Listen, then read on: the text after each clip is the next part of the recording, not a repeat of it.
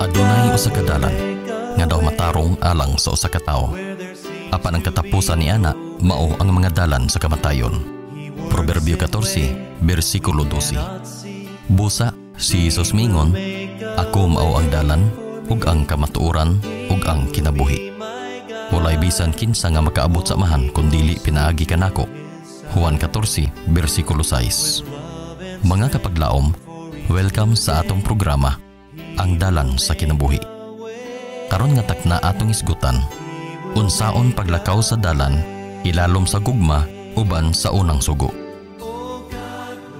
Adunay daghang sitwasyon sa atong kinabuhi nga dali lang sultihon, apan lisod buhaton.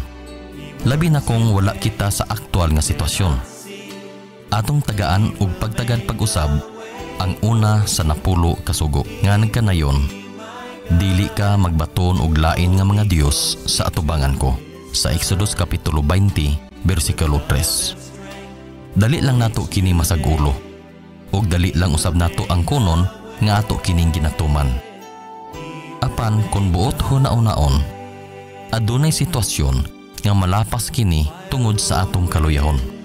Niini nga programa atong hisgutan ang makatabang nga pamaagi aron kini mamahimong dili malisod. Atong hinumduman nga sa unang Juan kapitulo 5 bersikulo 3 nagasulti nga tungod sa atong gugma sa Dios mamahimong dili mabugat ang iyang kasuguan. Ang susi aron matuman ang sugo mao ang gugma. Apan makahimo ba sa paghigugma kung wala pa kaayo nimo maila ang imong gihigugma? Lisod di ba? Busa, nagpaila ang Dios kanato sa daghang paagi. Usa niini pinaagi sa balaang kasulatan. Nagpaila siya nga siya ang atong maglalalang ug siya ang manunubos.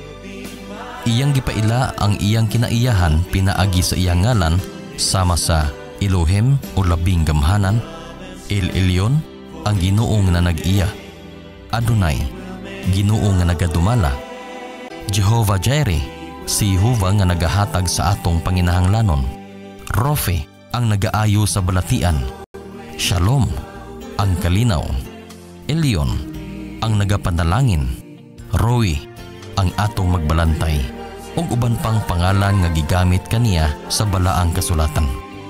Gipadayag usab kanato ang tulo ka persona nga nagkahiusa. Matag usa ka persona adunay buluhaton alang kanato.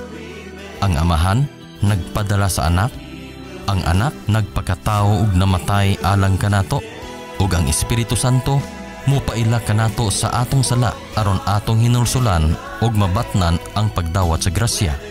Mao kana ang ilang tagsa-tagsa nga buluhaton alang sa atong kaluwasan.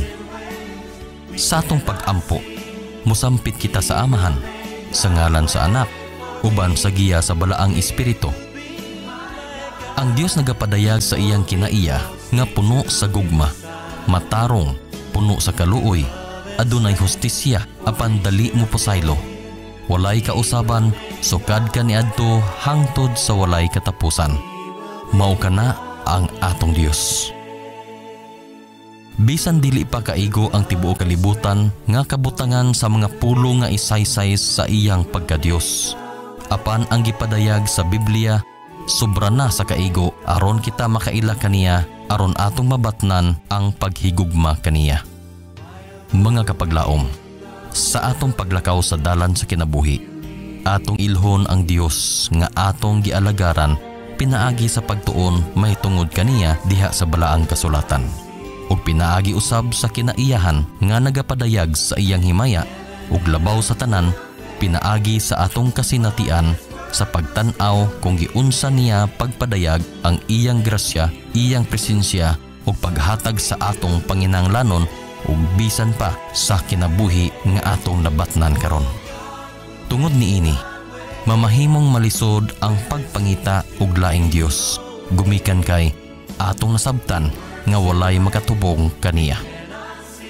Busa, dili nato kalimtan nga atong ipagamot sa atong kasing-kasing ang pulong sa Dios sama sa awit ni David nga nagaingon, ang imong pulong mao'y lamparahan sa akong mga tiil ug kahayag sa akong alagianan. Salmo 119:105. Kini si Pastor Victor Navarro mag-ingon, nga anaara sa atong pagpili kung unsa nga dalan ang atong subayon.